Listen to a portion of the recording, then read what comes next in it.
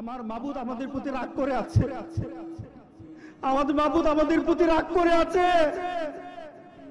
আমাদের মাবুদকে আমাদেরকে সন্তুষ্ট করতে হবে, সন্তুষ্ট করতে হবে। যিনি গজব দিয়েছেন উনি আমাদেরকে বাঁচাবে। আমরা আমাদের মাবুদকে রাজি করতে হবে।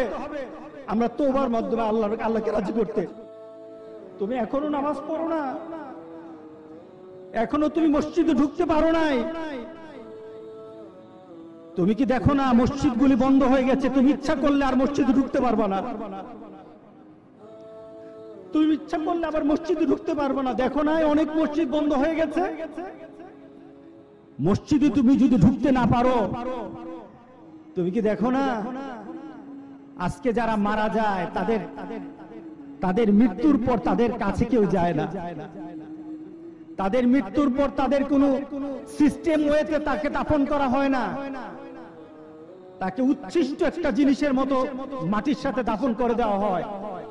এ মানুষগুলি কাছে যায় না, টেনে টেনে দড়ি ধরে টেনে দিয়ে তাকে গর্তের মধ্যে ফেলে দেয়, তার কাছে যায় না। তুমি কি দেখো না?